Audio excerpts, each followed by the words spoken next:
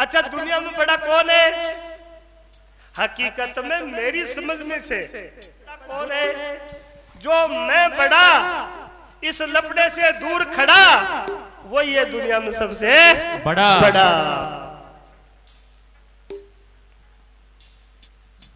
तो सातों प्रकार की गांठें ये सत्संग सुनने से, ये सातों प्रकार की जो विकृतियां हैं स्वभाव में, जीवन में, ये सत्संग सुनने से टूटती है और जीते जी मुक्ति मिलती है। इधर में गोकर्ण जी महाराज ने भागवत कथा सुनाई, सातों गांठें टूटी, दिव्य शरीर, दिव्य तेज प्रकाश में प्रेत धुंधकारी को मोक्ष मिली है। 7वें दिन उसकी गति हुई है।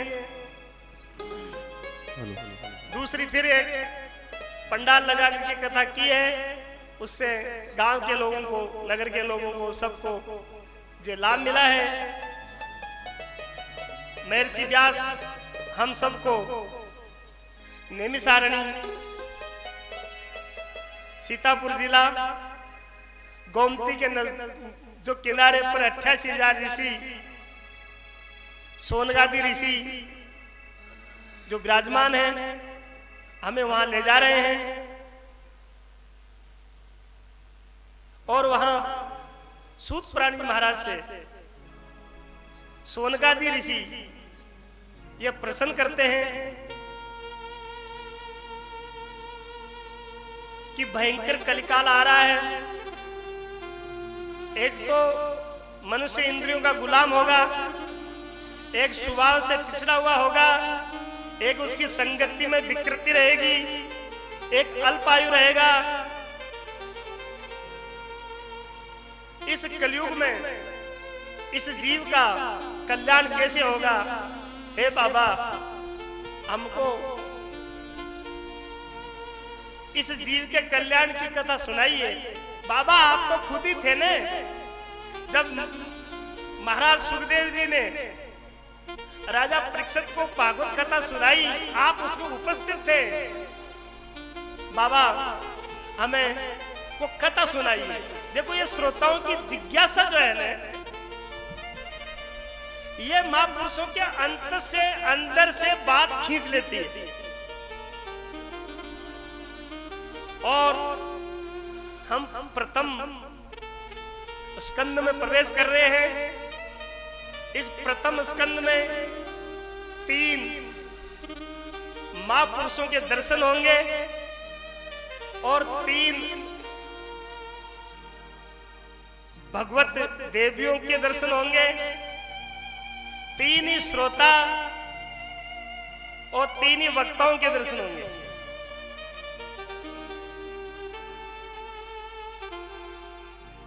ये भागवत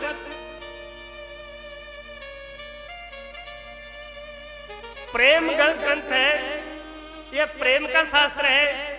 भागवत सुनने का, भागवत करने का उन्हीं को अधिकार है जो भगवान से प्रेम रखते हैं, जो ठाकुर से प्रेम रखते हैं, जो ईश्वर से प्रेम रखते हैं, जो श्री कृष्ण से प्रेम रखते हैं, जो अपने गुरुदेव में देखते हैं। सब उन लोगों को इसका अधिकार है। तो 3 पुरुष महापुरुष कौन है? 1 नंबर विष्णु जी, 2 नंबर युधिष्ठिर धर्मराज और 3 नंबर परम भागवत पुरुष श्री परीक्षित जी महाराज। और 3 देवियां कौन है?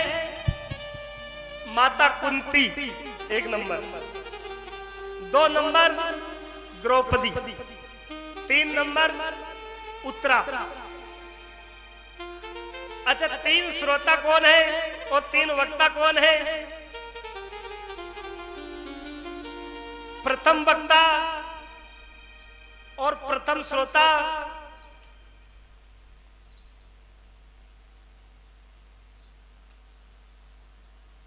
सूत जी महाराज है, वक्ता और श्रोता है सोनगादी।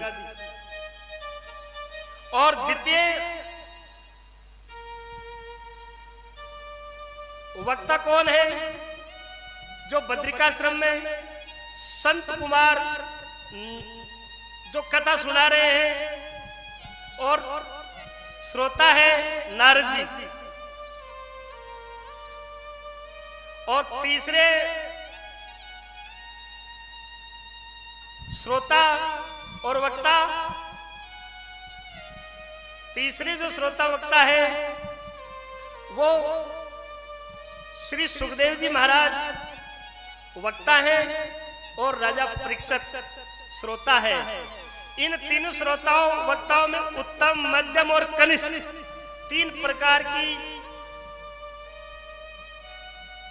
क्वालिटी इनमें लिखी है। इसमें प्रथम श्रोता और प्रथम अर्थात उत्तम श्रोता और उत्तम वक्ता सुखदेव जी महाराज और राजा परीक्षित है। यह उत्तम क्यों है? क्योंकि सुखदेव जी महाराज निर्लोभी है। सुखदेव जी महाराज को किसी प्रकार की राग नहीं है, किसी प्रकार की आसक्ति नहीं है। और उत्तम श्रोता राजा परीक्षित है। क्यों? क्योंकि उनको लग रहा था कि 7 दिन बाद में मौत आएगी, मृत्यु आएगी, इसलिए वो संसार से पूर्ण वैराग्य था। एक तरफ पूर्ण निर्लोभी है वक्ता, दूसरी तरफ पूर्ण त्यागी विरक्त है श्रोता, इसलिए उनको उत्तम श्रोता कहा गया और उत्तम वक्ता की गिनती में लिया गया। दूसरे मध्यम जो वक्ता है वो मध्यम वक्ता संत कुमार है और श्रोता नारद जी है। इनको मध्यम क्यों क्या कहा गया? क्योंकि ये जगत के कल्याण के लिए ये महापुरुष संसार में कोई काम करते हैं और जो जगत से वास्ता रखते हैं, जो जगत से नाता रखते हैं, जो जगत में सुधार करने का, ये धर्म सुधारक है। ये दोनों महापुरुष वक्ता श्रोता समाज सुधारक है, इसलिए उनको मध्यम श्रोता वक्ता कहा।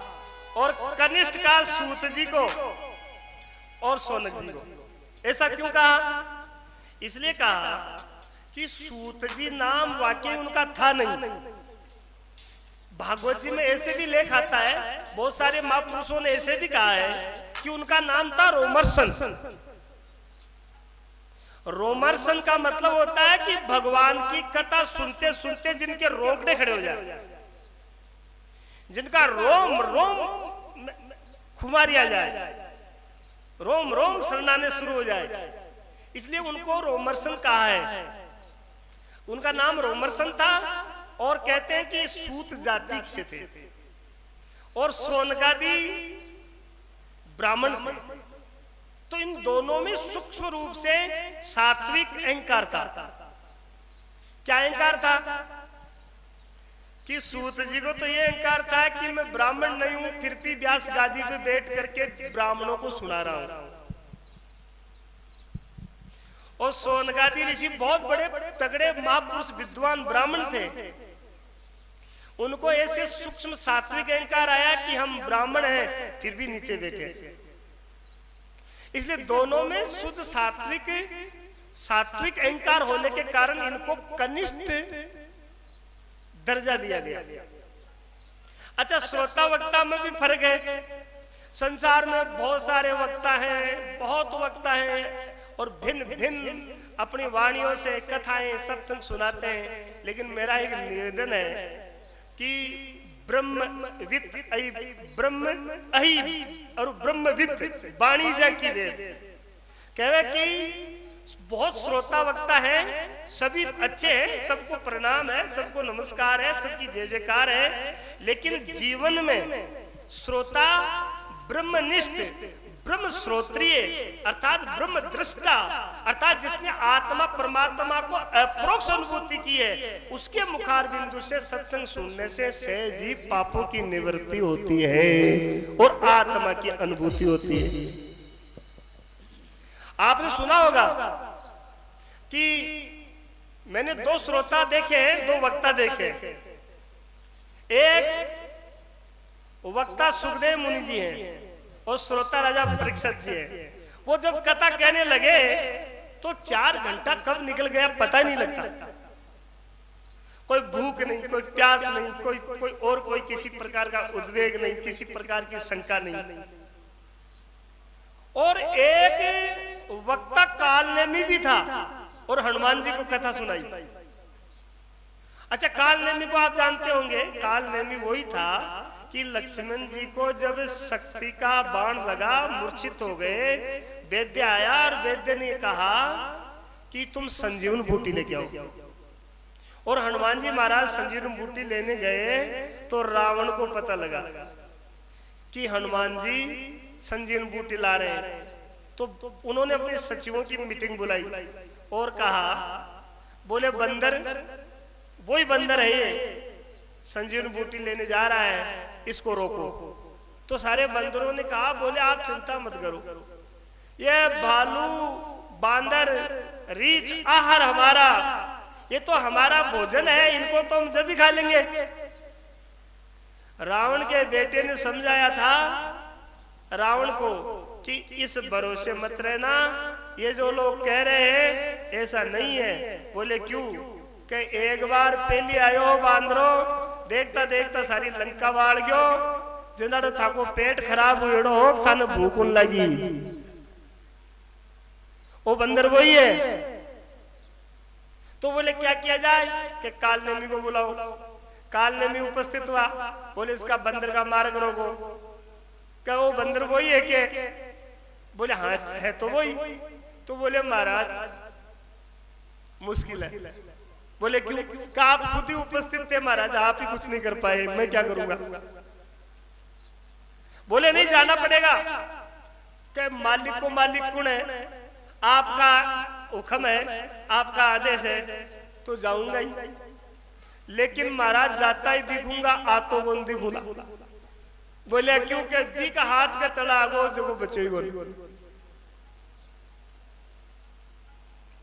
अच्छा, काल नेमी का मतलब समझे कि नहीं? काल नाम समय का है और नेमी नाम शब्दकोश में चक्र का लिखा है। यानी काल चक्र, समय चक्र हनुमान जी को भी पसंद है। और अच्छा, उसने भेष क्या बनाया? भेष तो साधु का ही बनाया। भेष तो उसने, ये कपट करने वाले भी असली का ही सारा लेते हैं। ओट में ही नकल चलती है, बेईमानी कपट चलता है। तो सुंदर जहां कुछ नहीं था वहां सब कुछ बनाया, सुंदर बाग, सुंदर मंदिर और सरोवर, और वो बीच में वहां बैठ गया। और हनुमान जी महाराज उनको देख करके रुके, आकर के बैठे और देखे। और कालनेमी ने कहा, मैं बहुत वर्षों से तप रहा हूं, अब तू मेरे से ज्ञान ले ले, और मेरा शरीर अब ब्रह्मलीन होने वाला है। और उन्होंने कथा शुरू की। हनुमान जी महाराज कथा सुनने लगे। कहीं बालकांड से कथा शुरू हो जाती, कहीं से अयोध्या कांड से शुरू हो जाती, कोई कथा अरण्य कांड से शुरू हो जाती, कोई कथा किष्किंधा कांड से शुरू हो जाती, कोई कथा सुंदरकांड से शुरू हो जाती, कोई कथा इन कांडों से शुरू हो जाती। तो हनुमान जी को थोड़ा विश्वास भी होता, लेकिन उसने तो शुरुआती लंका कांड से करी। बोले रावण सरकार ऐसे है हमारे। हनुमान जी सोचा दाल में। फिर हनुमान जी महाराज ने सोचा कि भाई कथा पहले से चल रही होगी, अपन आने में लेट हो गए। तो कालनेमी को पता लग गया कि हनुमान जी के मन में असर हो गया। तो कालनेमी कहने लगा, नहीं नहीं नहीं, ऐसे तो विजय राम जी की होगी, आगे जाकर के विजय तो राम जी की होगी, हर बात रावण की हार होगी। कथा सुनते वक्त हनुमान जी को प्यास लगी है। ऐसा प्रमाण आता है कि हनुमान जी महाराज कथा सुना रहे हैं, सुन रहे हैं, और उनको प्यास लगी। इतने बड़े भक्त को, राम भक्त को प्यास लगी है।